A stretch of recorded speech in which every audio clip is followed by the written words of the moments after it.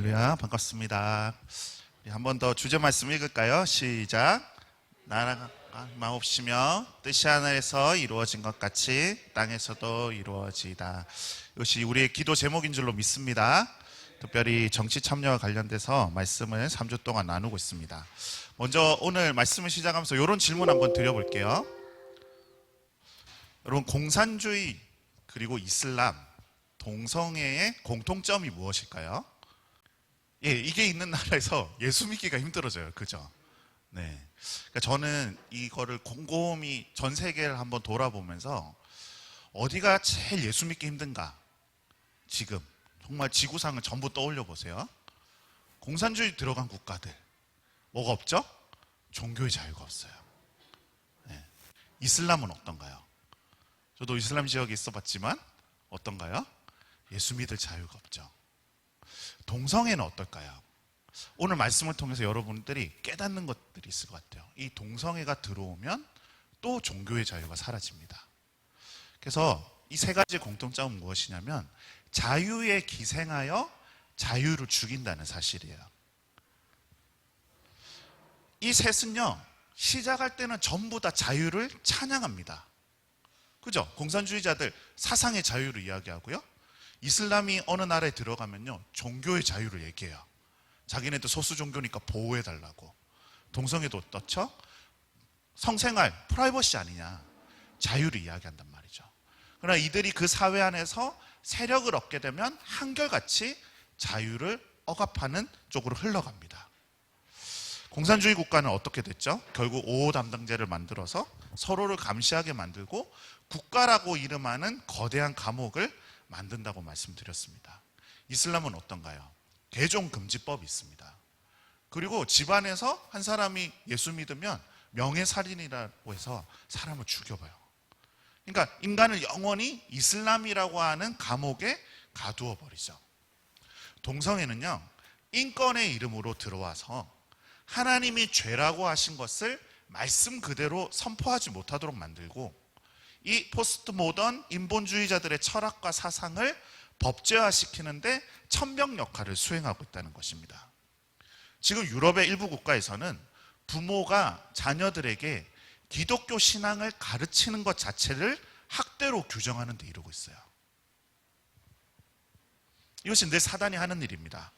하나님이 인간을 진정 자유로운 존재로 창조하셨습니다. 그렇죠? 에덴 동산에서 선악과를 먹을 수 있는 자유, 또 먹지 않을 자유가 인간에게 주어져 있었단 말이야. 그러나 사단이 이 자유에 기생해서 들어오죠. 그러니까 결국 하나님의 말씀을 어기고 선악과를 따먹도록 만들고, 그 이후에 어떤 일이 벌어집니까? 인간이 사단이 지배하는 세상 가운데 놓이게 된 거죠.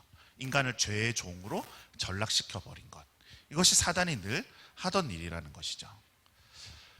그리스도인들이 사회의 모든 문제에 사사건건 덤벼들 수는 없습니다. 우리는 인간이 죄인이라는 것을 알고 있고, 죄악된 세상에서는 늘 혼란과 문제가 일어난다는 것을 알고 있습니다. 그래서 교회가 감당해야 될 본질적인 사역은 복음을 선포하고 영혼을 구원하는 일인 줄로 믿습니다. 믿는 자들이 많아질 때 그 나라, 그 국가 안에서 하나님의 통치가 더욱더 확대될 것은 당연한 일이죠. 그럼에도 불구하고 이 특별히 정치적인 영역에서 그리스도인들이 깨어 일어나 맞서 싸워야 되는 때가 있다는 거예요. 어떤 때겠죠? 자유를 빼앗길 때. 자유를 빼앗으려는 세력이 있을 때는 그 자유를 지켜내기 위하여 싸워야 한다는 것입니다. 특별히 하나님이 선하다고 하신 것을 악한 것으로 규정하고, 하나님이 악하다 하신 것을 선으로 규정하는 법이 세워지려고 할 때는 그리스도인들이 목소리를 내야 된다는 거예요. 그리고 그렇게 뒤틀려버린 선악과를 교육기관을 통하여 우리 자녀들에게 강제로 먹이려고 하는 일이 일어날 때는 당연히 싸워야 하겠죠. 특별히 프랑스는 근대화 과정 중에 공공영역에서 하나님을 제거해버렸다는 말씀 드렸죠. 그래서 인본주의의 본산이 되었습니다. 그 이후에 어떤 일이 일어날까요? 여러분, 만약에 다윈의 진화론, 그리고 신은 죽었다라고 말한 니체의 말이 옳다면 자연은 어떤 거죠? 우연히 존재하는 게 되죠. 하나님이 창조하신 게 아니니까. 그러므로 이 세상, 이 자연은 아무런 영적인 도덕적인 의미가 없다는 것입니다. 그래서 근대적인 자연관이 등장하니까 포스트 모던 윤리관, 무슨 뜻입니까? 절대적인 진리가 없다는 거예요. 이제 서구 유럽을 만들어냈던 유대 기독교적 바뀐 전통, 이 도덕과 윤리를 낡은 개념으로 만들어버리고 하나님이 죄라고 하신 것을 합법으로, 반대로 하나님의 말씀을 불법으로 만드는 일이 자행되고 있다는 것입니다. 오늘날 마치 이 말씀이 이루어지는 것을 보고 있는 것 같습니다. 한번 읽어볼까요? 시작. 그들이 이 같은 일을 행하는 자는 사형에 해당한다고 하나님께서 정하심을 알고도 자기들만 행할 뿐 아니라 또한 그런 일을 행하는 자들을 옳다 하느니라. 이 로마서 1장에서 사도 바울이 인간의 죄악상들을 폭로하고 있는데, 죄인된 인간들이 하는 일이 이와 같다는 거예요.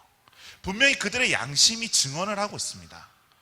하나님이 이 일들을 싫어하신다는 것을 알아요. 그리고 하나님의 말씀에 이것이 죄의 싹슨 사망이다 알아요. 그런데 또 그 일들을 할 뿐만 아니라 어떤 일까지 한다는 거예요. 그런 일을 행하는 자들을 옳다 하느니라. 이렇게 흘러가게 된다는 거죠. 이 사도 바울이 묘사한 이 말씀과 같은 현상이 지금 현대사회에 이루어지고 있습니다. 그것이 두드러지게 나타나고 있는 것이 성의 영역이에요. 성의 영역. 지난번 우리 최 목사님이 성 정체성과 성전환 이슈에 대하여 잘 설명해 주셨습니다. 유럽의 많은 나라가 통과시켰고 지금 우리나라에서도 제정하려고 하는 이른바 차별금지법은 이 성적인 지향, 그죠? 남자로 태어났는데 남자에 끌린다는 거예요. 그것을 정상으로 인정하자는 것입니다. 그리고 그 정상으로 인정할 것을 모든 사회 구성원이 함께 동의해달라고 이야기하고 있는 거예요. 그리스도인인 우리가 지금 우리 사회에 어떤 악한 흐름이 있는지 시대를 분별하고 또 사회의 유익을 위하여 성경적인 방식으로 정치에 참여하는 것을 배워야 할 때인 줄로 믿습니다. 그래서 오늘 말씀이 조금 길더라도 마지막 시간이니까 제가 시간을 좀 충분히 써서 자세히 전달해 드리고 싶고요. 무엇보다 우리가 깨어서 함께 기도를 했으면 좋겠습니다. 할렐루야. 좀 기대하는 마음으로 오늘 말씀을 경청해 주시면 감사하겠습니다. 먼저 동성애에 대한 바른 이해인데요, 우리 최 목사님이 잘 설명해 주셔가지고 이런 용어들이 쭉 있다는 말씀 드렸습니다. 그죠? 동성애는 동성에게 이끌리는 이런 것들을 이야기하고, 트랜스젠더는 자기의 성을 바꾸는 거죠. 그래서 젠더라고 하는 말을 가지고 왔다는 거예요. 스스로를 어떻게 정의하는지, 어떤 성에게 이끌리는지. 그래가지고 여러분, 무려 유엔에는 뭐 20가지, 30가지가 넘는 성이 존재한대요. 정말 이상하죠? 분명히 남자로 태어났는데 자기는 여자래. 몸을 바꾸지 않았는데 또 자기는 남자한테 끌린대요. 이건 또 새로운 성인 거예요. 이런 식으로 마구마구 만들어내고 있습니다. 몇 가지 쟁점들이 있습니다. 이걸 잘 살펴봐야 되는데요. 첫 번째, 동성애 옹호론자들의 논리가 이렇습니다. 나는 그렇게 태어났다는 거예요. 나는 그렇게 태어났다. 태어나고 보니 내가 이성에게 안 끌리고 동성에게 끌리는 걸 어떡하냐. 나는 그렇게 태어났다. 내가 그렇게 태어난 걸 그게 비난받아야 될 이유냐 라는 논리예요. 그래서 소위 여러분, 게이 유전자를 찾으려고 하는 연구가 이루어져 왔습니다. 동성애를 촉발시키는 생물학적 유전자가 있다는 거죠. 있을까요? 없을까요? 여러분, 상식적으로만 생각해 봐도 유전자라고 하는 것은 부부가 결혼해서 아이를 낳으면 유전되는 거잖아요. 그죠? 그러니까 동성애 유전자라는 게 실제로 존재한다면 유전이 될까요? 안 될까요? 될 리가 없죠. 동성끼리는 자녀를 낳을 수가 있어요? 없어요? 낳을 수가 없죠. 아주 기초적인 상식만 가지고도 생길 수 없는 거죠. 그러니까 인간 종 전체에 이게 내재되어 있느냐. 그래서 막 사람들이 따져보는 거죠. 한 가지 좋은 자신들이 동성애를 옹호하기 위하여 펼칠 수 있는 연구 중에 좋은 연구는 이런 게 있었어요. 만약에 쌍둥이 아시죠? 쌍둥이, 일란성 쌍둥이. 일란성 쌍둥이는 DNA가 완전 똑같거든요. 그럼 쌍둥이 중에 한 사람이 동성애에 빠지면 다른 쌍둥이도 동성애에 빠져. 그럼 이거 유전적으로 증명할 수 있지 않냐. 이런 연구가 굉장히 많이 진행되어 왔다는 것입니다. 일란성 쌍둥이가 같은 동성애적 성향을 갖는가? 연구 결과 전혀 그렇지 않았다는 거예요. 전혀 그렇지 않아요. 그래서 동성에 연관된 유전자를 찾으려는 모든 시도가 실패로 돌아갔음에도 불구하고 지금도 계속해서 동성애의 유전적인 요인을 찾으려고 하는 시도들이 이어지고 있습니다. 제가 최근에는 최신 진화 생물학에서 내놓은 이런 가설이 있었어요. 여러분 들어보세요. 얼마나 황당한지. 동성애자들이 이렇게 만나 보니까 이성애자들에 비해서 덜 공격적이고 이타적이래요. 그래서 한 마을에 동성애자가 몇 명 있으면 마을의 분위기가 부드러워진대요. 그래서 그 동성애 개인이 자녀를 출산하지는 못하더라도 적당한 비율의 동성애자들이 그 사회 공동체의 일원으로 있음으로 해서 사회가 더 안정되도록 인간 진화가 이루어져 왔다는 거예요. 이게 대체 무슨 궤변인지 모르겠어요. 정말 이렇게 억지를 부리면서까지 동성애를 지지하고 싶은 건지. 여러분, 유전적인 결함이 분명한 사례는 딱 하나 있습니다. 이 양성의 성기를 가지고 태어나는 이 간성이라고 하는 사람들이 있어요. 실제로 태어났는데 어린아이에게 양성의 성기가 둘 다 붙어 있는 거죠. 여러분, 이 간성은 사회적으로 정말 0.00% 성소수자를 만드는 거는 대부분 선천적 생물학적 요인이 아니라는 거예요. 여러분, 이 간성을 빼고는 대부분 후천적인 사회 심리학적인 요인을 가지고 동성애에 빠지게 되는 것입니다. 물론 많은 연구가 있었습니다. 성격적으로 어떤지, 심리적인 경향이 어떤지, 어떤 부모 밑에서 크는지, 성장 과정에서 어떤 경험들을 하는지, 그래서 동성애에 좀 더 빠지게 되는 요인들이 있었어요. 전부 다 사회 문화적인 요인입니다. 그리고 만약에 한 형제가 동일한 부모 밑에서 동일한 삶을 살아간다고 해도 어떤 사람은 동성애에 빠지고 어떤 사람은 동성애에 안 빠져요. 그러니까 그것이 아무리 강력한 사회 문화적인 요인이라 하더라도 그것 때문에 결정되는 게 아니죠. 자신의 의지로 선택하는 측면이 있다는 거예요. 다시 말씀드립니다. 동성애는 결정되는 게 아니라 선택하는 거예요. 동성애의 생물학적 요인으로 밝혀진 바가 전혀 없으니까 동성애를 타고난 것으로 인식하도록 만드는 것은 전부 거짓인 것입니다. 이것이 미디어에서 말해지는 바고 교육기관에서 우리 자녀들에게 가르치려고 할 때는 저희가 막아내야죠. 비과학적인 사실을 전제로 우리 자녀들에게 교육하는 것이 말이 안 되는 거 아니겠습니까? 두 번째 논증은 이런 거예요. 동성애는 바뀔 수 없다는 거예요. 한번 동성애자가 되면 바뀔 수 없어. 왜? 천성이니까. 그러니까 천성인 것을 두고 우리를 비난하면 그건 너무 잔인한 거 아니냐.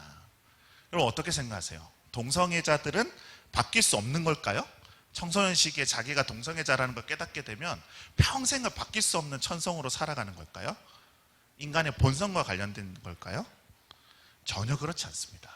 여러분, 통계에 따르면 자칭 동성애자라고 말하는 사람들이요, 살면서 이성애를 왔다 갔다 합니다.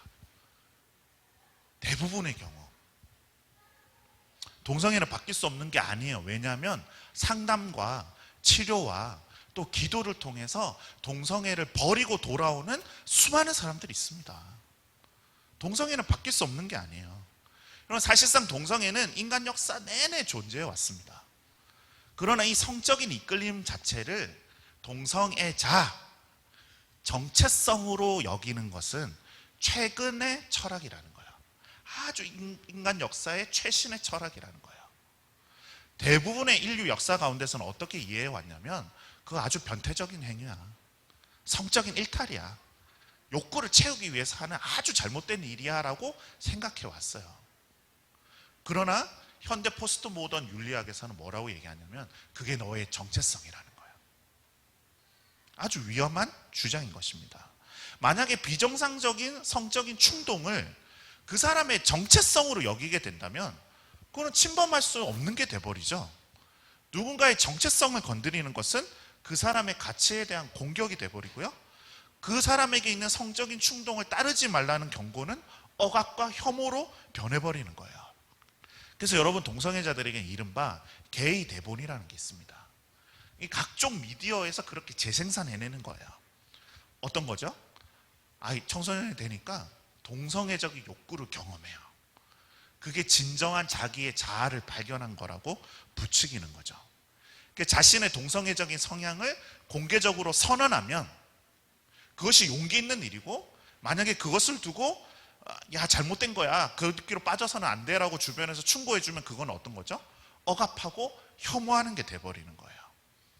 그래서 주변에는 동성애 혐오자들이 등장해요. 그럼 동성애자는 어떤 모습으로 비춰지죠? 사랑의 투사처럼 비춰지는 거예요. 사랑의 화신인 것처럼. 수많은 영화와 드라마, 우리 자녀들이 보는 웹툰, 노래 가사, 이런 게이 대본을 계속해서 재현해 주는 것입니다. 그래서 오늘날 서구의 젊은이들 사고방식 속에 동성애는 꽤 괜찮은 거야. 그렇게 갈 수 있는 정상적인 거야. 그걸 반대하는 것은 혐오자들이야.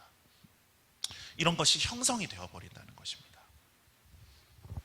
세 번째, 이런 논증이 있어요. 동성애는 인권의 문제라는 거예요.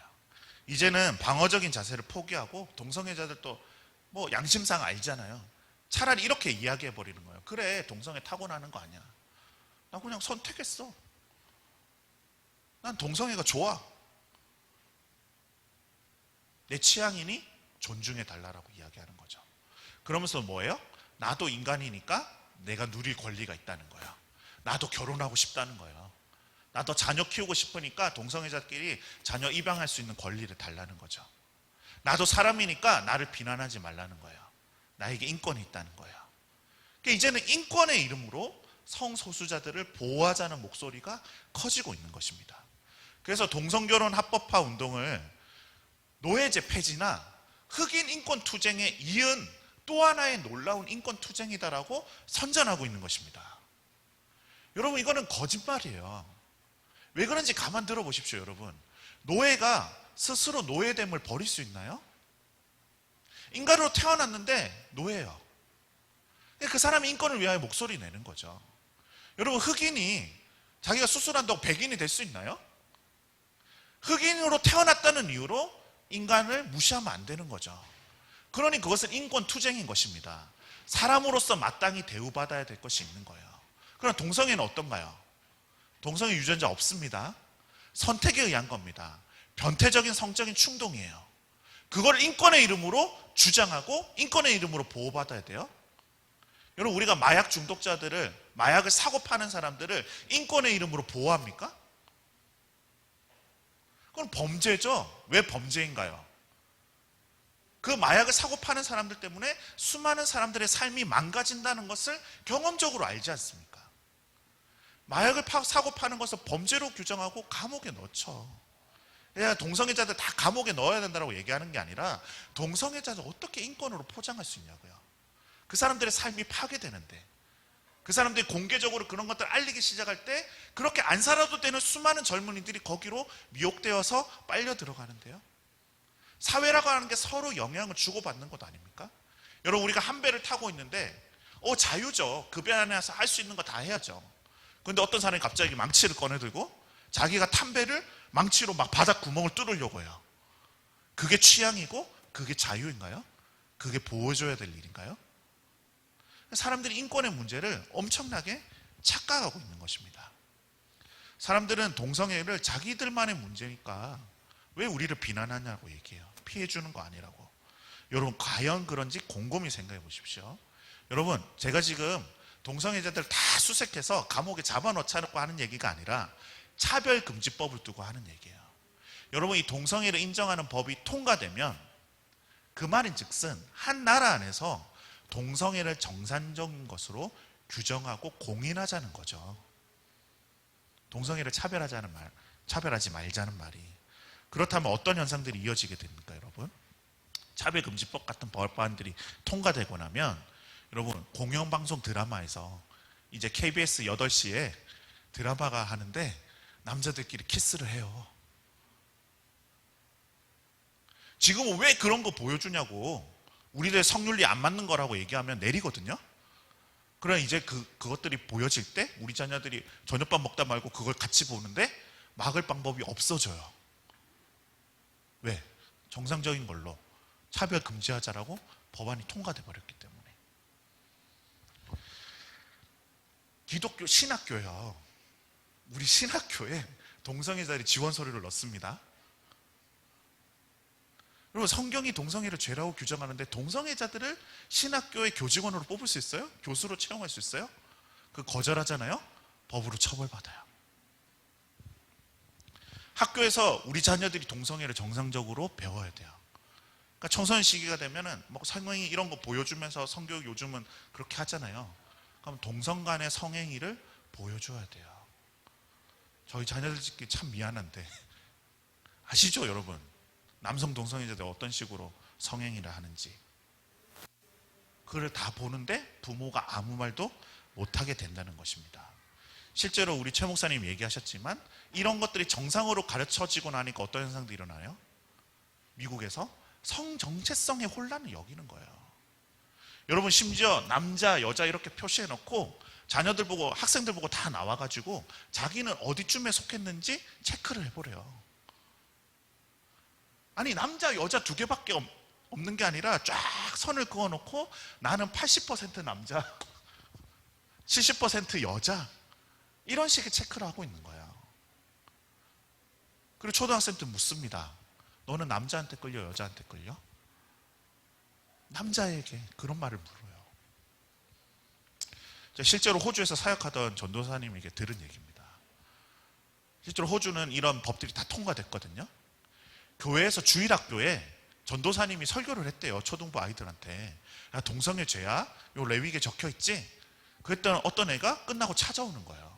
선생님, 왜 동성애 혐오하냐고. 나 유치원 때부터 초등학교 때까지 학교에서 그렇게 안 배웠다고. 동성애 정상인 거라고, 동성애자들 보호해줘야 된다고 배웠다고. 선생님, 왜 동성애자들 미워하냐고, 왜 혐오하냐고. 여러분, 먼 나라 이야기 아닙니다. 이런 법이 통과되면 바로 하루아침에 그렇게 바뀌어요. 에이즈 환자의 80%, 90%가 남성 동성애자들 사이에서 발생합니다. 사회 구성원들은 서로 영향을 주고받아요. 서울에서 여러분, 퀴어 축제 무려 열흘 동안이나 길거리에서 그런 걸 보여주자는 거예요. 사람들의 인권의 문제를 얼마나 착각하고 있는지 아시죠? 그리고는 지금은 뭐라고 얘기하냐면 감성에 호소하는 거예요. 동성애자들 그 퍼레이드 할 때 구호가 뭔지 아세요? 사랑이 이긴다요. 사랑이 이긴다. 사랑이 이긴대요, 세상에. 사랑하고 살자는데 왜 참견하고 왜 비난하고 왜 혐오하는 거예요? 사랑이래요, 그게. 여러분, C.S. 루이스가 뭐라고 이야기했냐면, 하나님은 사랑이시지만 사랑이 하나님이 되시는 순간 그 사랑은 악마로 변해버린다. 이해하시죠? 한 번만 더 얘기해 볼까요? 하나님은 사랑이세요. 그런데 사랑이라는 감정을 하나님으로 삼는 순간 그 사랑은 악마로 변해버린대요. 여러분, 불륜도 사랑입니까?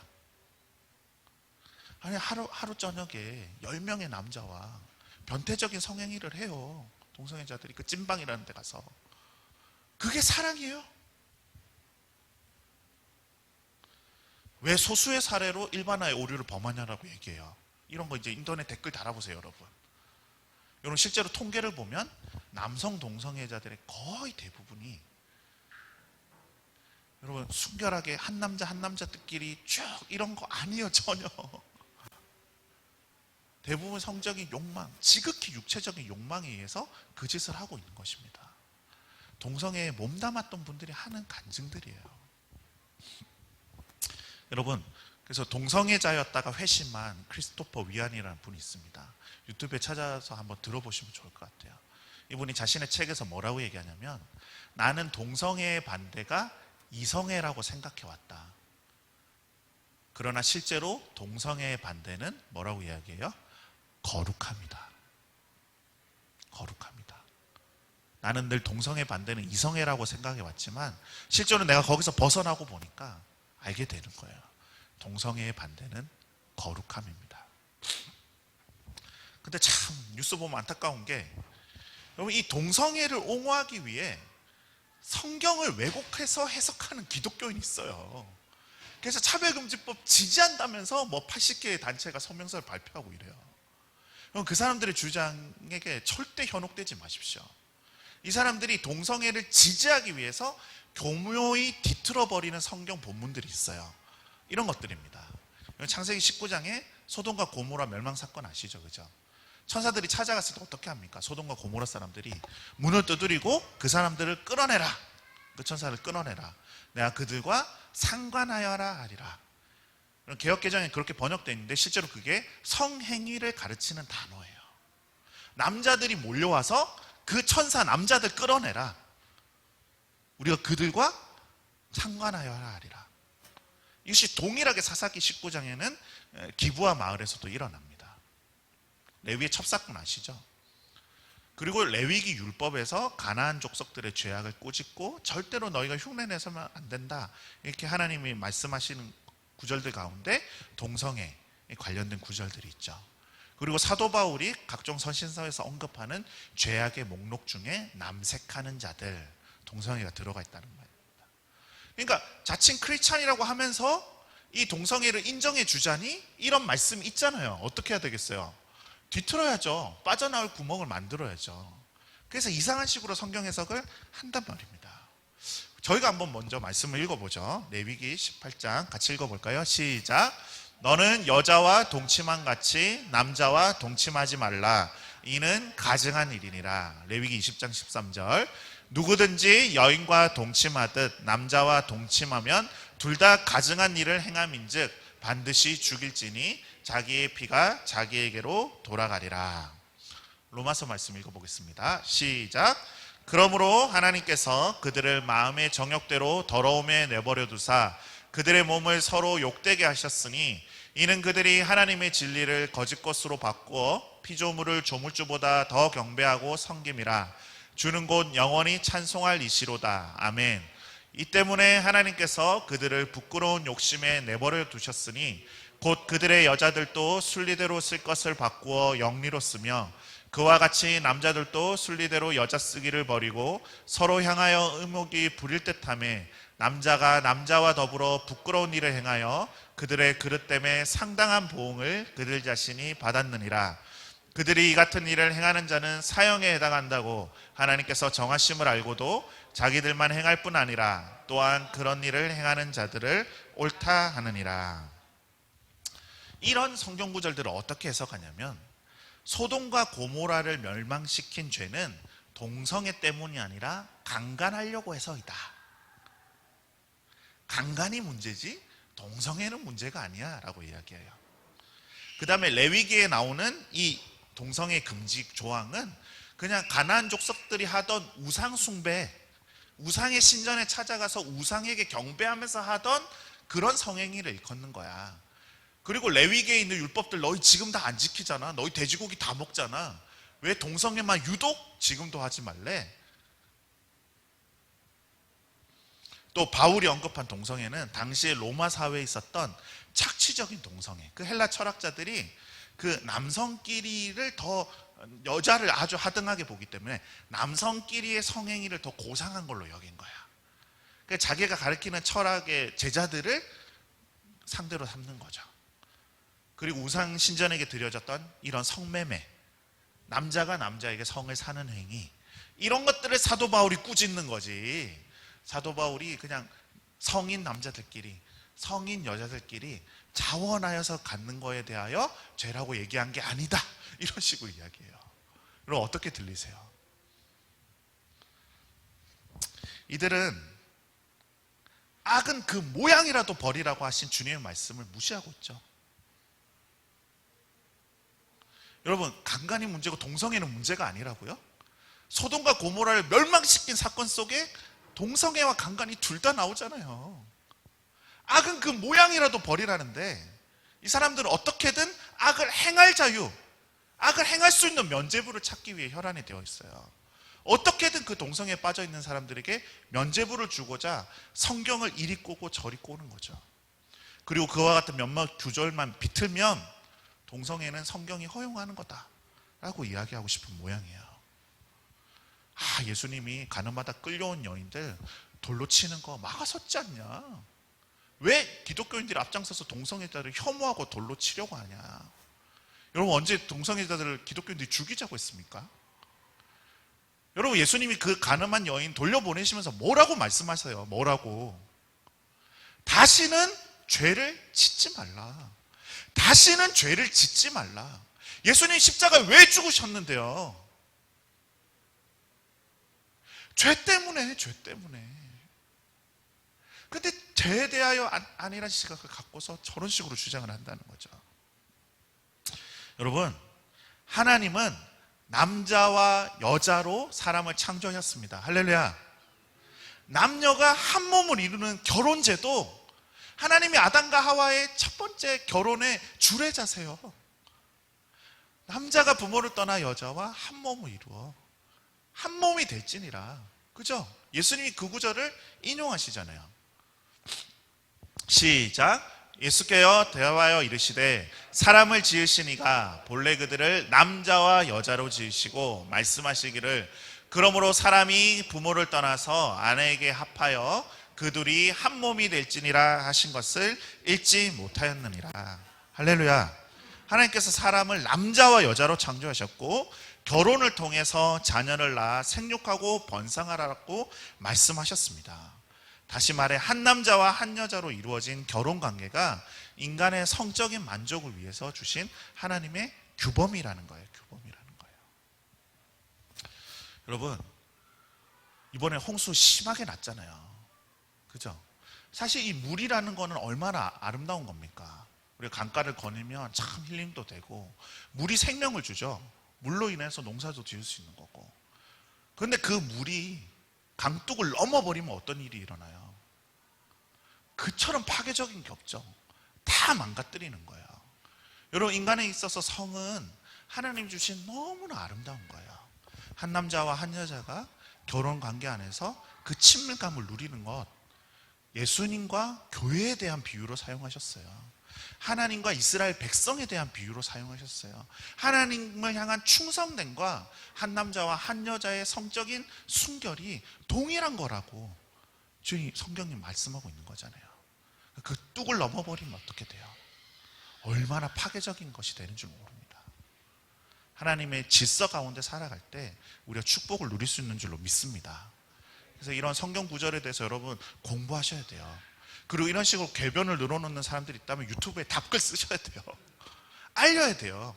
우리 사회에 같이 믿는 이들 가운데 이런 말씀을 속으면 안 된다고 열심히 함께 일을 하고 말씀을 선포하고 우리 자녀들에게 가르쳐야 되는 줄로 믿습니다. 아멘. 근데 여러분, 이보다 더 크게 저희들이 한 가지 더 큰 판에 올려두고 이런 현상들을 봐야 됩니다. 이런 거예요. 동성애 정치 투쟁과 사회주의 혁명이 관계가 있다는 거예요. 지난주에 제가 유럽에서 시작된 이 르네상스, 근데 두 개로 물결이 갈라졌다는 말씀 드렸잖아요. 하나는 종교개혁자들의 흐름이 있고 다른 하나는 인본주의자들의 흐름이 있다고 말씀드렸습니다. 이 종교개혁자들의 흐름 속에서 뭐가 나와요? 권리와 자유의 전통이 나오고 청교도 혁명에 의하여 미국이 세워지고 정교분리의 원칙이 있고 거기서 오신 선교사들을 통하여 우리 남한의 이 자유민주주의 체제라고 하는 것이 전달되었다라고 말씀드렸습니다. 이쪽은요, 인본주의자들이 하나님을 싹 지워버리고, 그죠? 프랑스 혁명을 일으키고 그 씨앗 속에서 공산주의, 전체주의 이런 것이 등장을 했어요. 그리고 소련과 북한을 통하여 또 한반도에 상륙한 거예요. 그러니까 우리 선조들이, 우리 믿음의 사람들이 정말로 하나님 은혜로 감사하게 자유민주주의 체제를 선택할 수 있다는 말씀 드렸습니다. 그래서 여러분, 영적인 안목을 가진 우리 선조들에 의하여 남한이 자유민주주의 체제를 선택한 것, 그래서 우리가 하나님 마음껏 이렇게 예배할 수 있고 번영과 축복을 누리는 것, 감사한 일이죠. 여러분, 21세기 현재 지금 자유에 기생한 극렬 인본주의자들, 이것이 날카로운 칼날이 되어 다시 한반도를 향해 오고 있다는 거 우리가 깨달아야 돼요. 여러분, 이 동성애와 젠더 이슈 역시 한층 더 폭넓은 관점에서 보아야 된다는 것입니다. 여러분, 만약 공산주의라고 하는 이상, 여러분 얼마나 잘 포장했나요?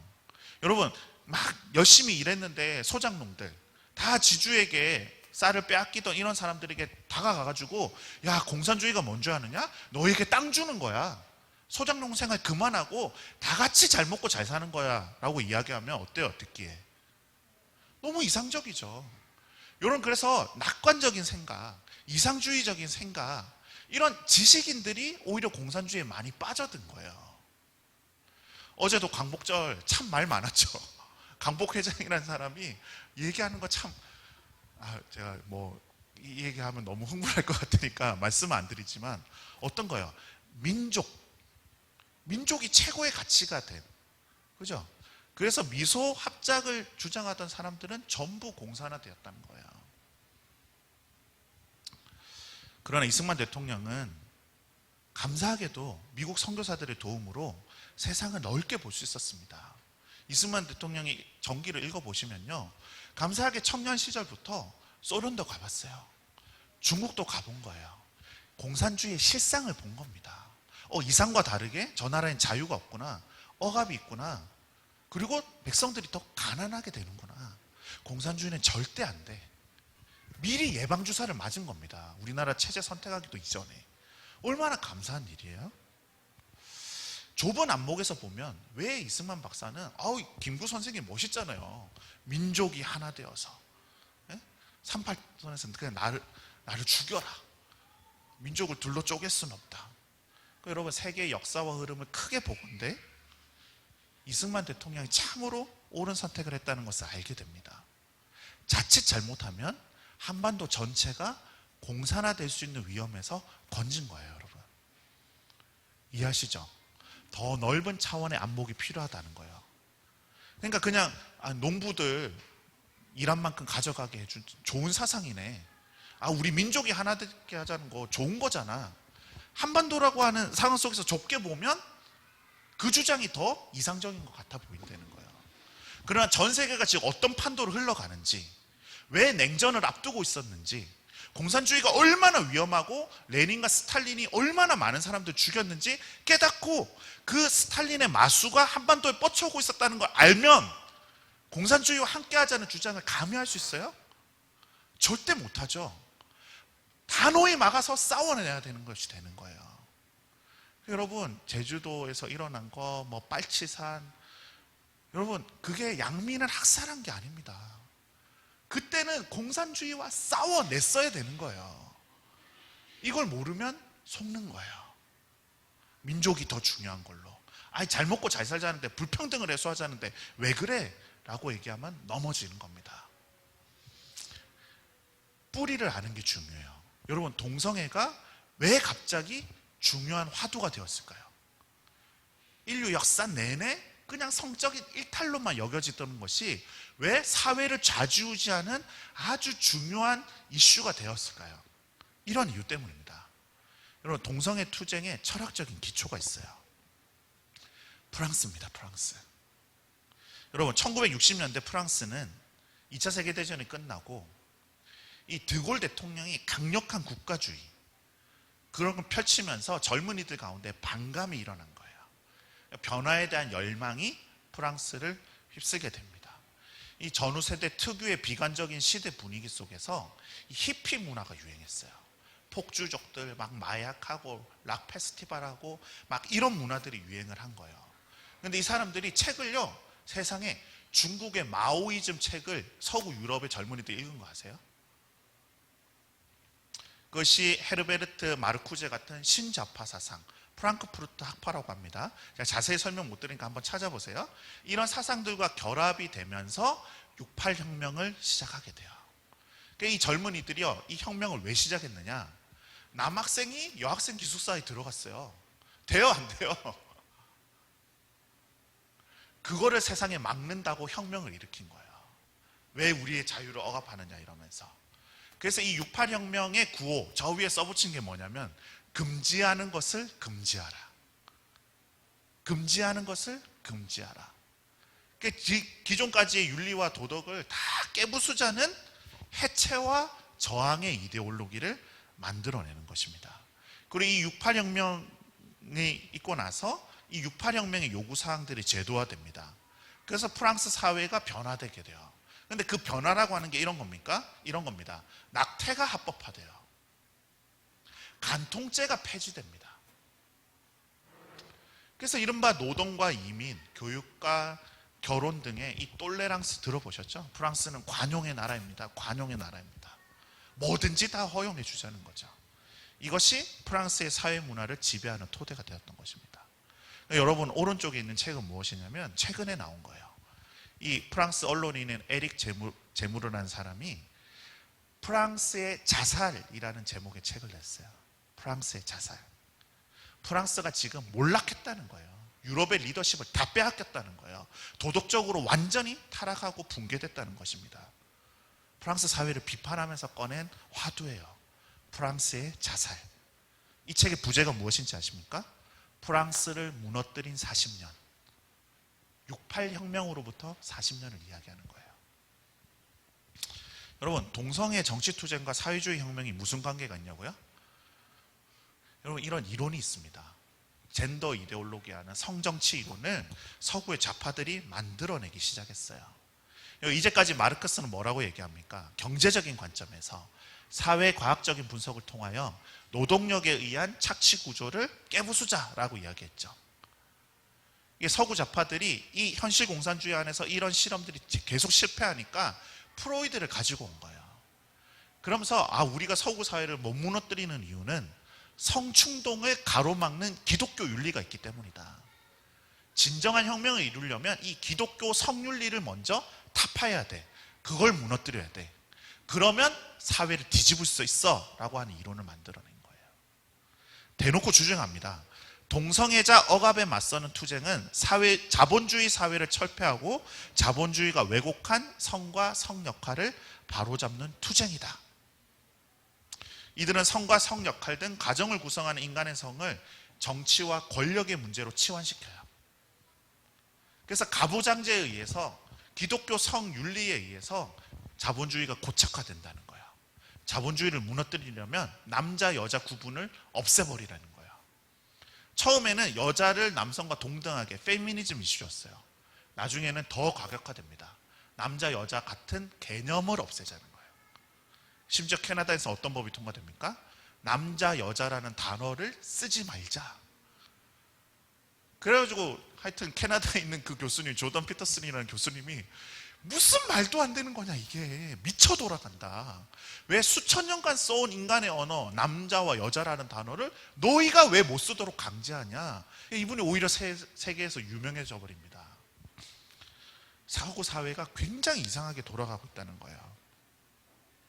그래서 자본주의를 철폐하려면 이것을 지탱하고 있는 가족제도, 인간의 성을 해방해야 된다는 거예요. 그리고 재구성해야 된다는 거예요. 이것의 정신적인 지주가 어디입니까? 성경, 하나님의 말씀, 기독교 교회를 적대시하는 문화가 등장하게 되는 것입니다. 여러분, 이것이 선진 문화인 양 포장이 돼가지고 이것을 서구에서 배워오는 것이 선진적인 것이냐. 여러분, 선진국의 기준이라는 거 바꿔야 돼요. 잘 먹고 잘 살면 선진국인가요? 도덕적으로 이렇게 무너져 있는데 이것을 우리나라 나름 진보 세력이라고 하는 사람들이 수입해서 우리나라에 도입하려고 하는 움직임이라는 거예요. 여러분, 흐름을 아시겠어요? 이런 흐름 속에서 등장하는 거라고요. 여러분, 대학에서 배우는 것이 얼마나 중요한지 모릅니다. 제가 조금 이 설명을 더 해드리고 싶어요. 대학에서 배우는 것. 여러분, 대학은 그 사회의 축소판이라고 얘기해요. 그리고 대학이라고 하는 것은 모든 진보적인 사상이 경연대회처럼 자신의 생각을 펼치는 곳이죠. 그러니까 그 대학의 풍토가 어떻게 변화되느냐에 따라 그 대학생들이 어떻게 돼요? 사회로 나가겠죠. 10년, 20년, 30년이 지나면 그 대학생들이 가진 사고방식이 그 사회의 주류가 되어버리는 거예요. 이해하시겠어요? 68혁명에 이 이상한 사고방식이 젊은이들을 사로잡아 버리니까 이들이 서구 사회의 주류가 됐을 때는 이런 이상한 법들이 자라락 통과가 돼버린 거예요. 여러분, 그러니까 대한민국 사회를 지금 이해하려면 무엇을 생각해 보면 될까요? 지금 대한민국의 주류, 그들은 대학에서 무엇을 배웠냐 이 말이야. 그분들이 대학 다닐 때는 어떠한 사고방식과 어떠한 철학에 노출되어 있었냐 이 말이죠. 제가 이런 관점에서 좀 설명드려 볼게요. 85학번들 많이 들어보셨을 거예요. 386 운동권 세대, 586이라고 부르죠. 무슨 말입니까? 현재 50대, 그죠? 80년대 학번, 60년대 태생, 이게 586 세대라고 부르거든요. 그들은 대학에서 무엇을 접했을까요? 그때가 어떤 시대였습니까? 경제적으로는 막 호황을 누렸어요. 근데 전두환 대통령이라고는 군사 독재가 펼쳐지고 있었죠. 이거에 대한 반감이 대학생들에게 팽배했던 것입니다. 그런데 안타깝게도 이들이 들여온 것이 무엇이냐면 주체사상이었어요.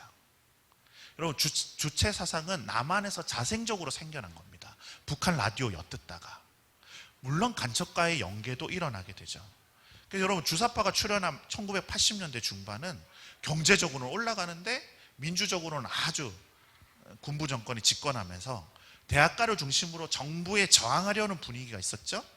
그리고 그 북한의 라디오를 훔쳐드는 대학생들 중에 일부가 그 북한에서 주장하는 이론에 생각이 팔려가는 거예요. 어떤 것입니까? 반공주의가 실은 공산주의가 나빠서가 아니라는 거예요. 남한의 독재 정권이 반공을 이용하여 자기의 정치적인 숙적을 다 탄압했다는 거예요. 이런 말로 탁 여러분 들어옵니다. 이 영화 강철비의 대사예요. 오늘날 우리 젊은이들이 이런 영화 보고 나면 이 교육이 탁 돼버리는 거예요. 강철비의 대사가 어떤 겁니까? 분단국가 국민들은 분단 그 자체보다 분단을 정치적 이득을 위해 이용하는 자들에야 더 고통받는다. 문장 멋있죠? 무슨 말입니까? 북한에 대한 환상과 동경을 가지고 우리가 배워온 반공주의가 독재를 위한 수단에 불과해. 그래서 이른바 NL, 내셔널 레벌리즘, 민족 해방 노선을 추구하는 학생운동단체들이 등장을 해요. 이들이 한 것이 반미 자주화 노선입니다. 이들의 역사인식은 무엇이냐면 한국 사회는 미국의 식민지니까 미국을 축출하는 해방운동을 전개해야 된다는 거예요. 그리고 민족의식을 자극하는 거죠. 우리가 해방된 것 같아? 아직 아니야. 우리 미국의 식민지 됐을 뿐이야. 미국으로부터 해방돼야 진짜 독립이야. 어떻게? 남북한이 함께 우리 민족끼리 외세를 몰아내자. 그래서 나온 구호가 뭐예요? 우리 민족끼리인 거예요. 우리 민족끼리. 주체사상의 주체가 무슨 뜻입니까, 여러분? 자기 운명의 주인은 자기 자신이며 자기 운명을 개척할 수 있는 힘도 자기 자신에게 있다. 우리 민족끼리. 여러분, 이게 마르크스 레닌주의와 김일성의 민족 공산주의와 수령론을 뒤섞은 거예요, 그냥. 그래서 이 NL 계열의 선동이 우리 사회에 강하게 자리 잡고 있었던 애국심, 민족주의, 이걸 이용을 하는 거죠.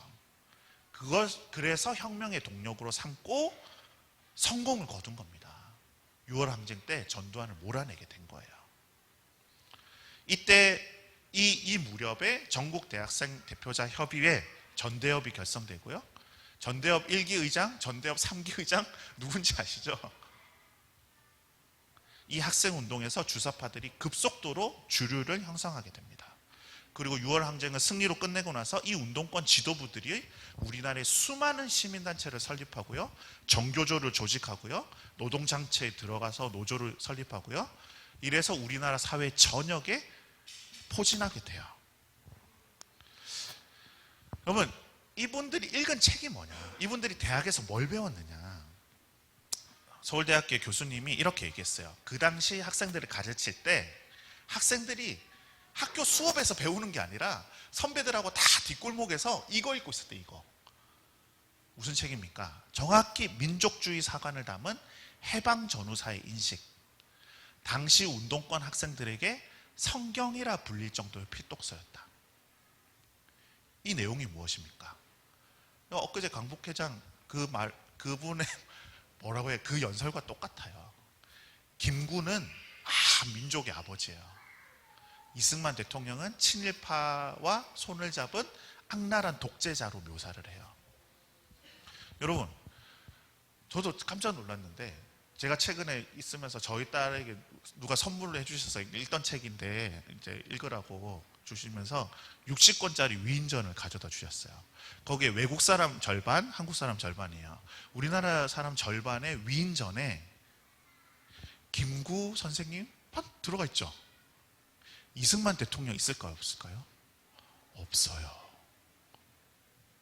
세상에. 대한민국 건국 대통령인데 위인전에 없어요.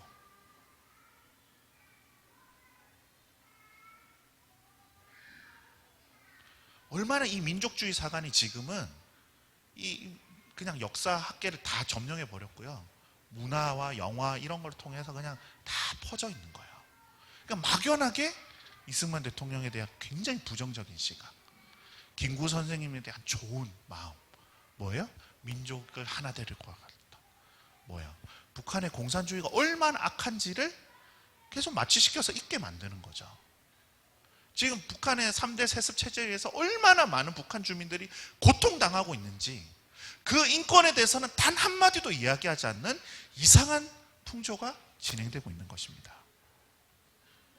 기독교를 어떻게 인식하고 있을까요? 이 민족주의 사관에 의하면 기본적으로 공산주의는 기독교를 어떻게 보죠? 종교는 인민의 아편이다. 왜 그래요? 노동자들을 단결시켜서 사회혁명을 일으켜야 되는데 종교는 계속 내세를 이야기하고 구원을 이야기하면서 혁명의 불씨를 꺼뜨린다는 거예요. 그러니까 종교가 없어져야 제대로 혁명이 일어난다는 거예요. 종교를 기본적으로 적대시하죠. 그러나 민족주의 사관에 의하면 남한의 기독교는 미국이라고 하는 제국이 들어와서 원조했잖아요, 원조. 그래서 미국 선교사들과 결탁이 돼서 그 쌀 나눠주고 밀가루 나눠주면서 자기네들 배를 부린 반공 세력, 극우 세력, 이기적인 세력, 이렇게 묘사를 하는 거예요.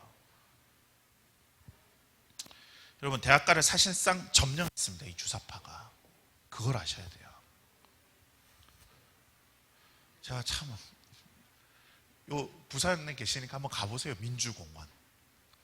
거기 가면 양서협동조합이라고 해가지고 그 시절에 대학생들이 읽다가 그래서 뭐 체포되고 뭐 그래서 탄압받았다라고 이야기해요. 그 읽은 책이 무엇인지 아세요, 여러분? 레닌주의, 북한 김일성 수령론, 이런 걸 읽고 있었습니다, 대학생들이. 1990년대 이제 북한이 완전 몰락하죠. 고난의 대행군, 그죠? 그래서 수십만이 탈북하고 굶어 죽고 이런 일이 펼쳐집니다. 그냥 더 이상 북한을 추종하는 사람들은 없어. 대놓고 종북하는 사람들은 없어요. 근데 어때요? 친북 성향, 반미, 반일, 이런 정서와 경향성이 더 위험하다는 거 아세요, 여러분? 그래서 이 주사파를 사실상 퍼뜨렸던 사람이 이 김영환 씨라는 사람이에요. 북한의 단파 라디오 엿듣고 강철 서신이라는 걸 써서, 여러분 이 책이 80만 부, 그 당시 80만 부가 배포됐대요. 이 김영환 씨가 북한의 실상을 보고 이분은 돌아섰어요. 그러면서 이런 말을 남깁니다. 젊은 시절에 강력히 지지했던 상대를 전면 부정하는 게 쉽지 않다. 여러분, 그러면 2000년대 학번, 제가 공공학번입니다. 대학에 가서 무엇을 배우고 접했을까요? 이 전대협이 한 청년으로 탈바꿈하고 제가 한 청년 끝물이었어요. 제가 대학교 1학년 때 딱 대학을 갔습니다. 만화를 좋아해서 만화 그리려고 만화 동아리를 갔어요. 근데 처음 만난 선배가 저한테 술을 따라주면서 저한테 그러는 거예요. 야, 두근아, 너의 20년은 조작된 것이었어. 뭐예요? 막 이야기를 들려주는 거예요. 미국이 얼마나 나쁜 나라인지, 미국은 군수산업 갖고 먹고 사는 나라야, 미국은 전쟁을 붙여야 사는 나라야, 한미 FTA 체결되면 큰일 나, 우루과이라고, 근데 이런 거 막으면 우리나라 농민들 다 죽어 이렇게 이야기하는 거예요. 그 주말에 선배들이랑 같이 가는 거예요. 양키 고음 외치면서. 그 매항리에 가면 막 포격장이 있어요. 미군이 막 포격해서 우리나라 섬이 사라져. 막 소가 계속 그 송아지를 못 낳고 죽는데, 뱃속에서. 거기서 저희가 외친 겁니다. 주한미군 철수를. 매주 선배들의 지령이 내려와요. 여러분, 되게 이상하죠? 더 윗선으로부터 지령이 계속 내려와요. 저희는 대학생인데 광화문에 가서 노동조합이랑 연대해서 대회하고요, 방학이 되면 농촌 활동하고요, 주한미군 철수 집회 가고요, 그다음 일본 역사교과서 외국 규탄대회 이런 데 가서 막 하는 거예요. 일본 친일 청산 안 됐다고. 그러니까 막 젊은이들의 분노, 이걸 자극하는 거예요. 정의감으로, 민족주의를 가지고. 어딜 가나 가장 크게 외친 건 우리 민족끼리. 시위의 종류는 다른데 시위대는 다 똑같아. 어딜 가나 늘 운동권 우리 선배들 다른 대학에서 다 와서 모여 있어요. 모든 단과대학, 모든 총학생의 후보를 다 냅니다. 실제로 운동권 속한 사람은 많지 않은데 저희가 후보를 다 내요. 그리고 대부분 당선이 돼요. 그리고 총학하고 나면 어디로 가요? 진보진영 정당으로 가는 거예요. 출세길이 열리는 거죠. 그러니까 저는 1, 2학년 때 여튼 거기에 잠시 몸담았다가 주님의 은혜로 예수를 만나고 3학년 때는 ROTC가 됐습니다. ROTC가. 그래서 제가 대한민국 장교가 되겠다고 정신교육을 딱 받으러 갔더니 그 군사학 시험의 첫 1단원이 뭐냐면 주한미군의 필요성이에요. 2년 동안 열심히 주한미군 물러가라, 양키곰 이런 거 외치고 다녔는데 3학년 딱 되고 나니까 주한미군의 필요성. 제가 그때 깨달은 거예요. 세상을 이렇게 다르게 보는 시각이 있구나. 그래서 제가 배우게 됩니다. 운동권 선배들을 보면서 사회정의를 이야기하지만 막 술 먹고 강의도 제대로 안 듣고 막 남녀끼리 동거하고 막 그런 모습을 보면서 제가 그 학생회 하고 나면 사실 뒤로 들어오는 돈 쓸 수 있는 돈 얼마나 많은지, 자 그런 걸 보면서 사실은 그 마음이 든 거예요. 세상을 바꾸자고 하는 사람들이 자기 자신을 못 바꾸는구나. 세상을 바꾸고자 하는 자들이 자기 자신을 못 바꾸는구나. 그러니까 저는 진짜 세상을 바꿀 수 있는 혁명은 예수혁명이다. 사람의 마음이, 영혼이 변화되는 건 예수, 복음의 능력밖에 없다. 그걸 제가 깨닫고 예수쟁이가 되는 겁니다. 할렐루야. 당시에 이 정치적인 관심이 지금에 와서야 새로운 의미로 이해가 돼요. 제가 왜 이 운동권에 빠졌을까? 제가 대학 때 만난 비성경적인 세계관이었던 거예요. 선배들이 그 말 한마디, 너의 20년은 조작된 거였어. 너 잘못 배웠어. 다시 배워야 돼. 대학 20살 때 딱 그 얘기를 들으니까 제가 훅 빨려 들어간 거죠. 여러분, 지금 대학생들은 뭘 배우고 있을까요? 2015 학번들은. 요즘 대학생들은 저 때처럼 띠두르고 죽창 들고 시위 안 나가죠. 선배들에게 딸로 불려가서 사상교육 받는 거 없습니다. 그러나 아주 세련된 모습으로 여러 가지 문화적인 코드를 통해서 들어온다는 겁니다. 여러분, 이 신자파를 만들어낸 이론가 중에 이탈리아 공산주의자 안토니오 그람시라는 사람이 있어요. 이 사람이 서구 사회를 분석하면서 이런 용어를 꺼내듭니다. 기동전과 진지전. 기동전은 뭐냐면 러시아 볼셰비키 혁명처럼 그냥 한 번에 나라를 뚝딱 뒤엎는 사회주의 혁명을 이야기하는 거예요. 근데 서구 많은 나라가 이게 안 통해요.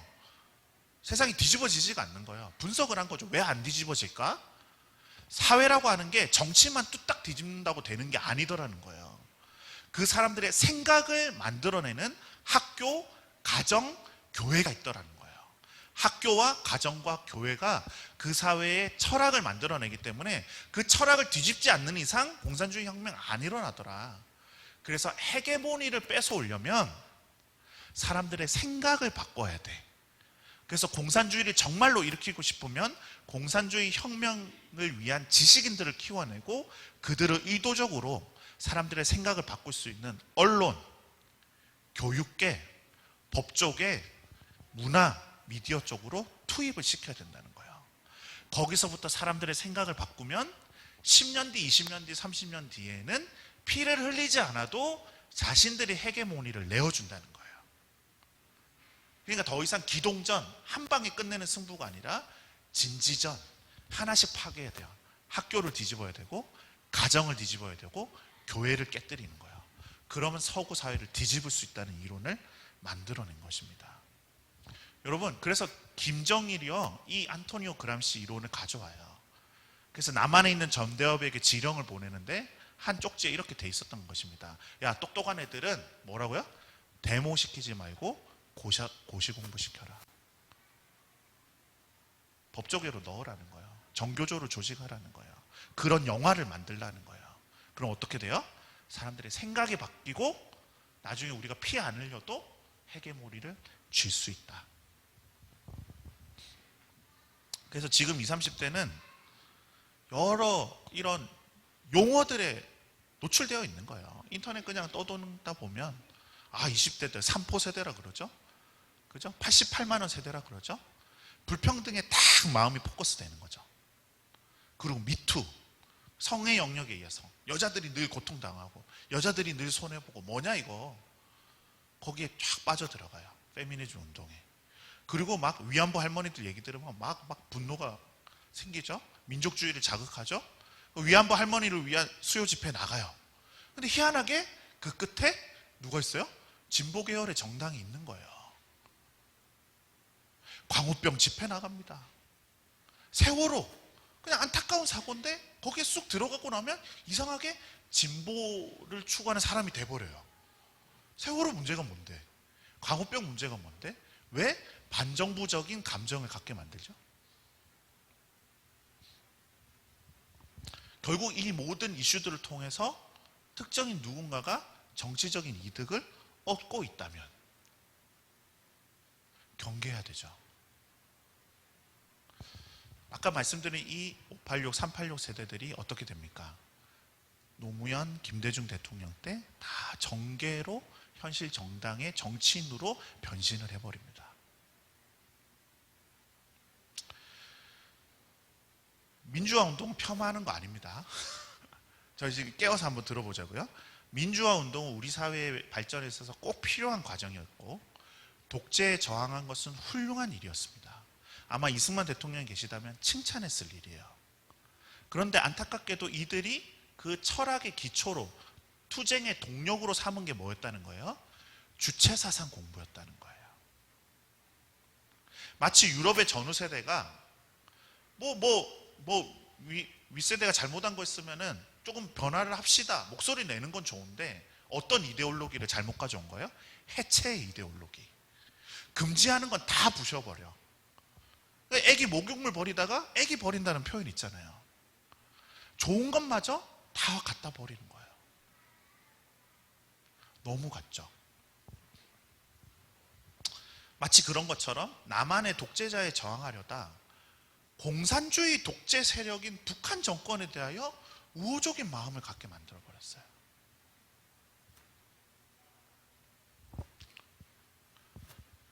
저도 처음에 민주당 전체를 어떻게 공격하고 싶진 않지만 교회에서 이런 말씀 드린 것도 참 불편하지만 제가 직접 리서치를 해본 거예요. 여러분 20대 국회, 21대 국회 민주당의 국회의원들 아주 상당수가 전부 586 세대라고 부르는 사람들이에요. 그리고 판이 넓지도 않아요. 그 당시 여러분 우리나라는 고등학교 졸업한 사람 중에 10%밖에 대학을 가지 않던 시대입니다. 그 시절에 서울대, 연세대, 고려대의 위상은 지금하고는 차원이 달라요. 거기서 전대협이 조직이 됐다는 거죠. 여러분 우리와 다른 세계관을 가진 사람들이 우리 사회에 있다는 것 자체가 나쁜 것은 아닙니다. 자, 이분들을 막 사단의 세력으로 만들고 싶은 그런 차원에서 드리는 말씀이 아니에요. 왜 그래요? 우리도 죄인이었어요. 우리도 속고 살았다고요. 우리도 예수 믿기 전엔 전부 다 비성경적인 세계관 속에서 살아가게 됩니다. 우리의 싸움은 혈과 육에 가는 것이 아니에요. 통치자들과 권세들과 이 어둠의 세상 주관자들과 하늘에 있는 악한 영, 그것이 문화의 이름으로, 풍조의 이름으로, 철학의 이름으로 우리 사회를 가득 장악하고 있을 때는 우리의 말씀을 가진 우리 그리스도인들이 빛으로 그 말씀을 선포하고 진리를 깨뜨려야 된다는 것입니다. 이런 비성경적인 세계관을 가진 자들이 이 비진리를 법으로 제정하려고 하거나 자신들이 쥔 권력을 영구화하려고 할 때는 자유를 위해 그리스도인들이 목소리를 내야 된다는 거예요. 오늘 한국교회 지도자들이 지금 흐름에 대하여 우려를 갖는 이유가 이 지점입니다, 여러분. 우리의 자유를 뺏으려고 할 때는 그것을 지켜내야 된다는 거죠. 여러분 세계관이 왜 중요합니까? 세계관이 변하면요 문화가 변하고요. 문화가 변하면 그걸 꼭 입법하려는 사람들이 등장을 해요. 그리고 그게 법으로 규정되고 나면 우리 자녀들에게 그 세계관이 또 전수되는 것입니다. 그러기에 이 고리를 끊어내야 된다는 거죠. 영미의 건국자들은 자연법을 뭘로 봤습니까? 하나님의 도덕적인 통치로 보았어요.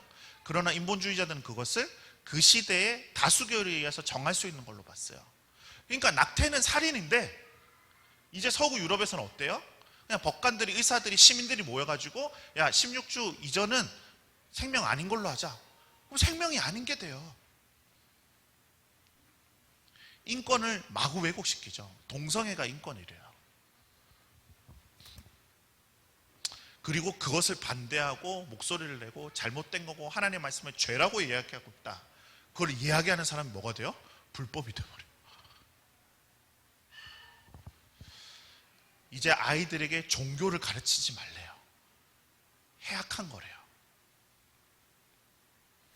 여러분, 하나님과 신앙을 무시하는 순간, 하나님의 말씀을 떠나는 순간 유럽은 추락하고 있는 것입니다. 국가는 전능하지도 않고 전능할 수도 없으며 전능해서도 안 됩니다. 추상적인 이 인권, 몇몇의 철학자들이 만들어낸 인본주의자들의 이 인권을 법으로 강제하게 되면 그 인권의 이름으로 반대로 역차별과 억압이 이루어지고 우리 자녀들이 아주 이상한 걸 강제로 배울 수밖에 없는 사회 구조를 만들게 된다는 것입니다. 현재 국회에서 발의된 차별금지 법안에는 성적인 지향, 성별 정체성 이런 용어들이 들어가 있습니다. 말씀드렸죠. 우리 사회가 정상적으로 공인하자. 우리가 언제 그것에 공인을 했냐고요. 근데 이 법이 통과되는 게 그런 의미를 갖는다는 걸 많은 분들이 몰라요. 이름이 좋잖아요. 차별을 금지하죠. 기독교인들이 차별 금지하자는데 왜 가로막고 나섰냐? 너희 왜 사랑해야 되는데 누군가를 혐오하냐? 차별하려고 그러냐? 사람들이 이 용어에 속는 거예요. 이거는 동성애를 우리 사회가 정상으로 공인하자는 의미를 갖습니다. 왜 변태적인 성적인 충동을 정상으로 공인해야 돼요? 여러분, 자녀들에게 그런 거 가르치고 싶은 사람이 있을까요? 대한민국 국민에? 대다수가 아니죠. 근데 왜 법으로 제정하려고 하는 거예요? 문제라는 거죠. 지금 법안은요, 정의당 법안에 따르면 신학교나 기독교 기관에서 누군가를 동성애자라는 이유로 고용을 하지 않잖아요. 그럼 1년 이하의 징역 또는 1,000만 원 이하의 벌금이 부과됩니다. 신학교에 동성애자가 의도적으로 와서 지원 서류를 내놓고 자기를 탈락시킨 이유가 동성애라고 고소를 하면 그 신학교가 처벌을 받게 돼요. 역차별을 통해 신앙적 양심과 종교의 자유가 침해되는 것입니다. 우리의 다음 세대는 학교에서 동성애가 정상적이고 가능한 걸로 배우고요. 동성애자들 추잡한 성행위를 동영상 시청을 해야 되고요. 이런 일들이 일어나게 되는 거죠. 그렇지 않을 거라는 말에 속지 마세요. 유럽과 미국과 호주가 다 넘어갔다니까요. 흐름 가운데 있다는 겁니다. 흐름 가운데. 여기서 막아내야 막아지는 거지, 한번 밀리기 시작하면 뚝이 무너지면 그 물길을 이제 어떻게 막습니까? 화르르 밀려 들어보는 거죠. 서구에서는 이미 이런 용어가 등장했습니다. 정치적 올바름 들어보셨어요? Political correctness. 이제는 어떻게 하는 거냐면 낙태, 동성애, 가족의 해체가 용인되는 수준을 넘어서 반대하는 말을 하면 바로 혐오로 규정하고 입닥치리는 거예요. 올바른 말만 하래요. 근데 그 올바름이라는 걸 누가 정합니까? 서구 급진 좌파들이 정하는 거예요. 자신들에게 마음에 드는 말이 않으면 입닥치려는 거예요. 그게 저 용어의 의미입니다. 여러분, 왜 트럼프 대통령이 당선될까 곰곰이 생각해 보십시오.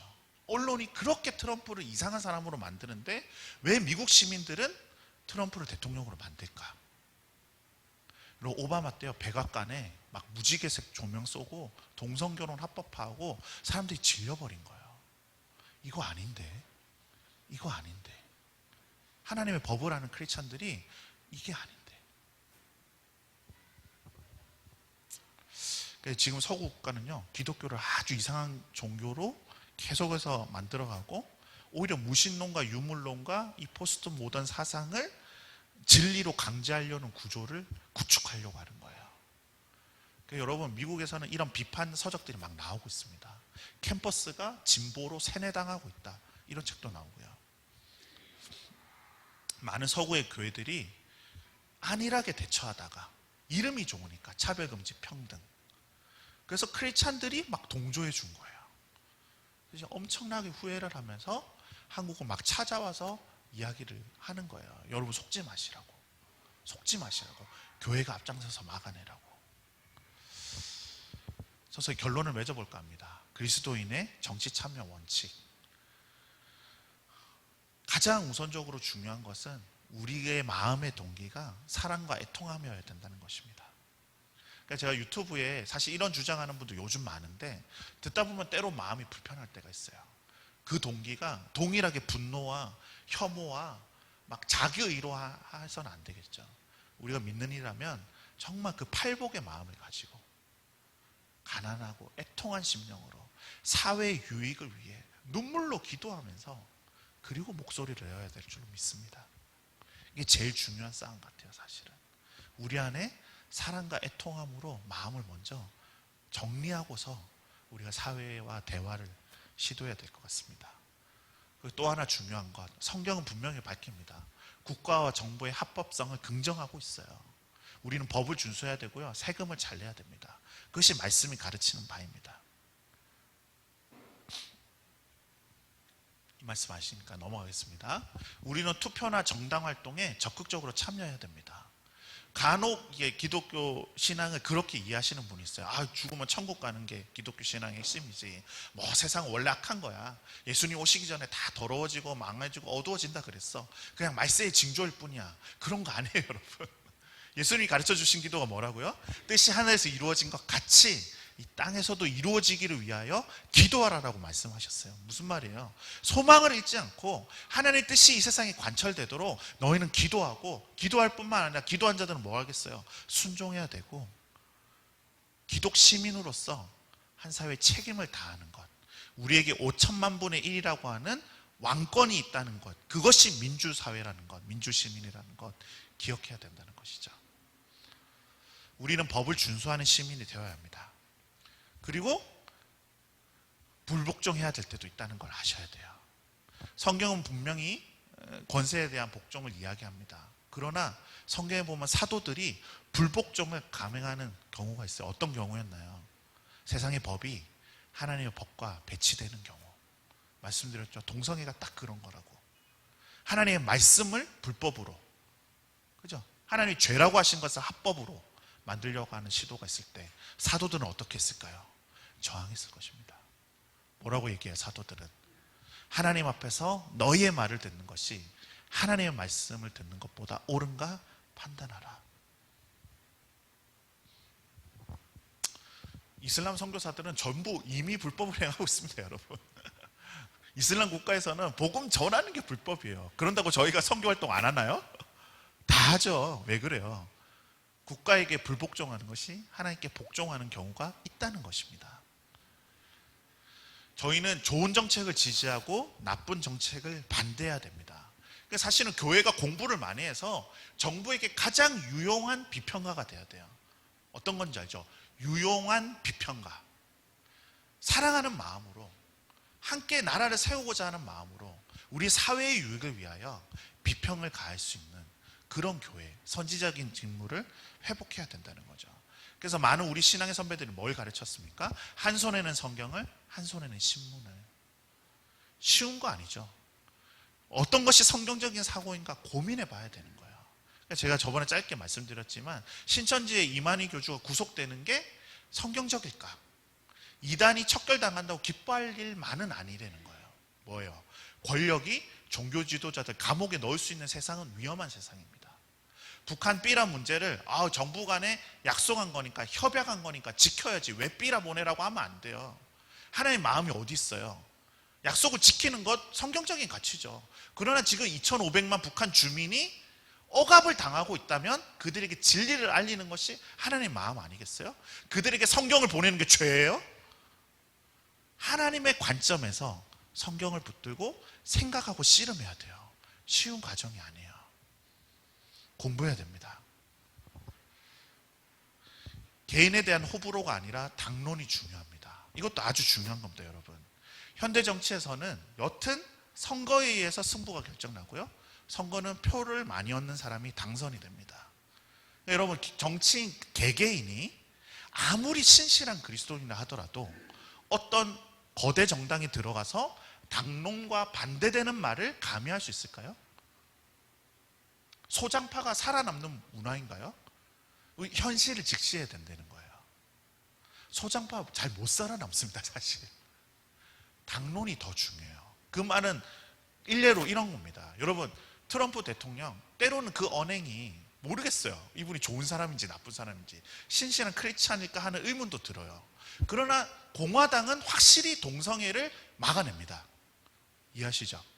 민주당 정치인이 아무리 훌륭해 보였고 자기가 예수 믿는다라고 얘기해도 민주당의 당론은 뭐예요? 동성애를 합법화하는 것입니다. 여러분, 지금 조 바이든 나왔잖아요. 오바마 때 동성결혼 합법화에 도장 찍은 사람이거든요. 그럼 저희가 하나님의 진리, 말씀대로 순종하기 위해서 이 동성애를 차별금지법을 막아내려고 한다면 그 개인에 대한 호불호가 아니라 현대 정치는 뭐예요? 민주시민으로서 지혜롭게 행동해야 된다는 거죠. 당론에 의거해서 투표를 하는 게 유리하다는 거예요. 그럼 그 트럼프가 잘못한 행동은 뭐 어떡합니까? 비평해야죠. 비판하고. 기독교인들이 표를 가지고 있고 우리는 하나님의 말씀을 지키는 자들이고 이런 가치는 지켜낼 거고 이런 가치는 위배되는 거고 계속해서 밝힌다면 어떻게 돼요? 정치인들이 표라는 걸 얻기 위해서 기독교인들의 주장대로 따라오게 되죠. 그게 지혜로운 거라는 거예요. 그게 정치를 자주유지하고 정교 분리를 훼손하는 게 아니라 원래 그렇게 해야 되는 거예요. 민주사회는.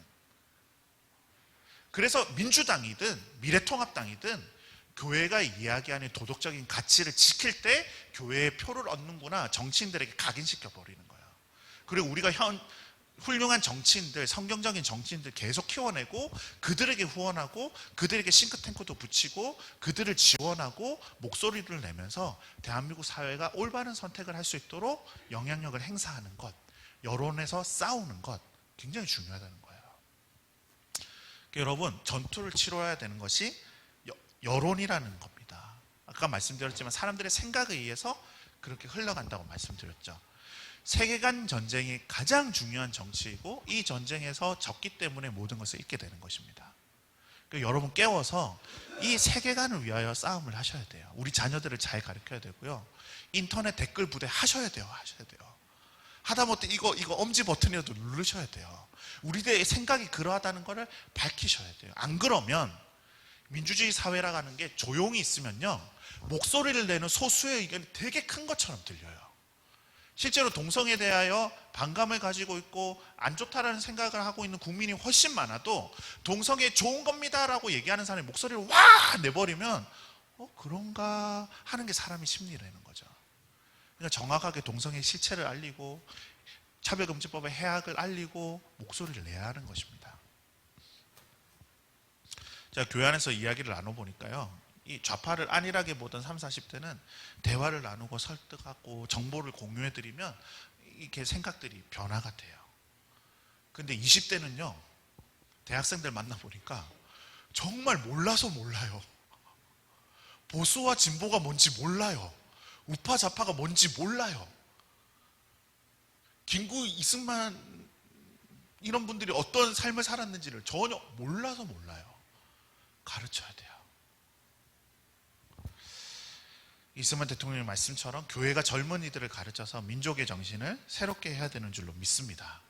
또 하나 아주 중요한 거, 교회는 사회 속에서 모범적인 집단이 돼야 됩니다. 진리는 그것이 논의되고 이해될 뿐만 아니라 보여질 때 더 강력한 것입니다. 영적인 부흥은 거룩한 삶으로 열매를 맺을 때 사회의 변화로 이어집니다. 그게 지난주에 제가 말씀드렸던 거죠. 저는 이 점에서 교회는 정말 영광스러운 곳이라고 생각합니다. 저희 어머니 가방끈 짧으셨어요. 근데 저희 어머니 남편이 예수 믿는 거 핍박하고 그냥 남편이 부도덕하게 행하고 이럴 때 눈물로 기도하면서 참아내셨거든요. 그리고 저희 자녀들에게 말씀을 가르치셨거든요. 여러분, 집안에서 아버지의 권위를 부정적으로 경험한 많은 젊은이들이 이 페미니즘에 빠지는 거 아세요? 그런데 믿음의 아버지가, 믿음의 어머니가 아름다운 가정의 모습, 성경적인 아버지, 성경적인 어머니의 모습을 자녀들에게 보여줄 때 우리 자녀들이 건강하게 지켜지는 것 아니겠습니까? 교회가 세상을 어떻게 지키냐고요? 이러한 모습으로 지키는 것입니다. 이 도덕이 각 개인으로부터, 가정으로부터 무너지기 시작할 때 사회는 너무나 취약한 거예요. 요한 웨슬리가 그걸 깨뜨려 본 것입니다. 가진 자들이 나누지 않을 때 좌파의 목소리가 더 설득력을 갖게 돼요. 집에서 아버지가 어머니를 함부로 대할 때 이 페미니즘의 목소리가 더 설득력을 가지게 되는 거예요. 무슨 말인지 이해되시죠? 교회는 그 변화를 풀뿌리에서부터 다시금 이루어 나갈 수 있는 힘이 있다는 것입니다. 우리가 성령으로 충만해져야 되는 이유고, 말씀으로 충만해져야 되는 이유고, 우리 개인이 주님 앞에 정말 철두철미하게 회개해야 될 이유예요. 우리가 회개하는 것이 가장 중요한 애국입니다. 우리가 회개할 때 이 나라가 변화돼요. 우리가 좋은 아버지가 되고 좋은 어머니가 될 때 우리 자녀들이 헛되고 거짓된 사상으로부터 보호함을 입는 것입니다. 누가 해요? 우리부터 시작해야 되는 줄로 믿습니다. 할렐루야. 교회는 세상의 빛과 소금으로 부름받았습니다. 예수님이 산상수훈에서 가르치신 것, 사회 안에서 우리의 착한 행실을 통해 믿지 않는 자들도 우리의 하늘에 계신 아버지께 영광을 돌리도록 하는 것, 예수 제대로 믿는 것, 이것이 가장 훌륭한 애국이라는 것, 이 나라 이민족의 복음만이 소망이고 예수만이 소망이라는 것, 우리가 붙들고 기도해야 될 줄로 믿습니다. 우리 통치자들을 위해 기도합니다. 성경은 계속해서 가르치고 있어요. 정부를 위한 기도는 선택사항이 아닙니다. 의무로 주어져 있는 거예요.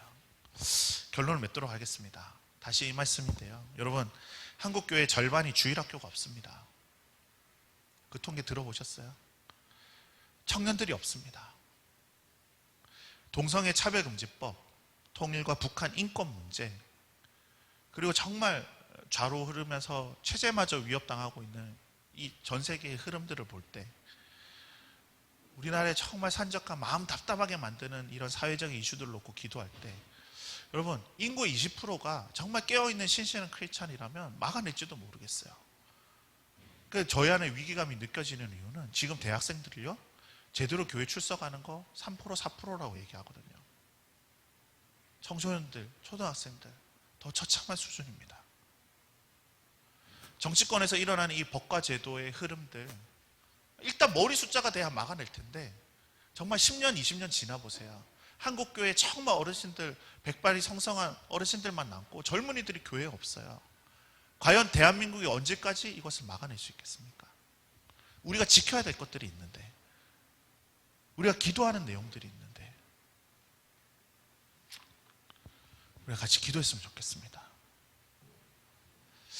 제 안에 이런 강력한 마음이 있습니다. 시대가 위급해요. 정말 어수선하죠. 코로나 때문에도 어수선하고, 정치적인 문제 때문에 어수선하고, 동성애와 차별금지법 이런 얘기 들을 때 마음이 답답해지죠. 여러분 그거 아세요? 그 나라와 그 민족이 엄청난 위기의 순간일 때 하나님 부흥을 허락하십니다. 부흥을.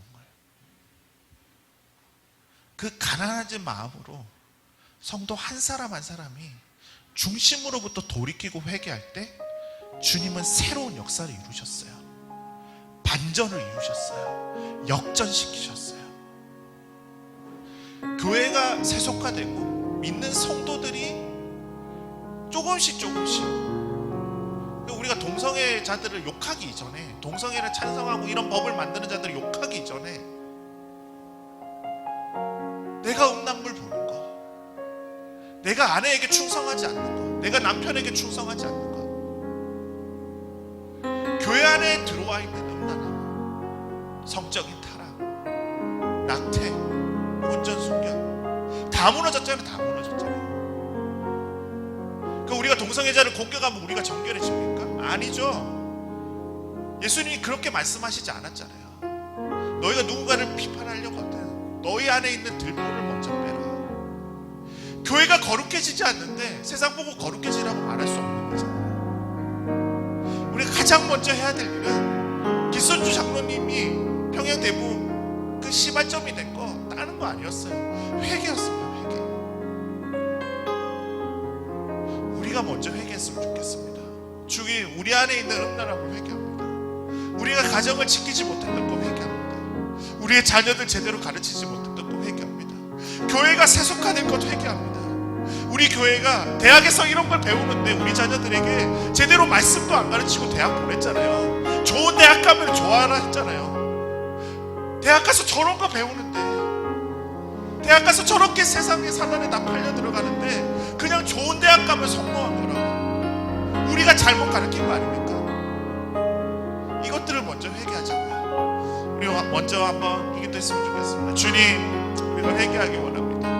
우리가 가슴을 찢으며 회개하기를 원합니다. 주님, 우리 그리스도인들조차 무너진 음란한 성적인 타락, 우리가 먼저 회개하며 나아가기 원합니다. 우리 주여 한번 부르짖고 같이 기도하시겠습니다.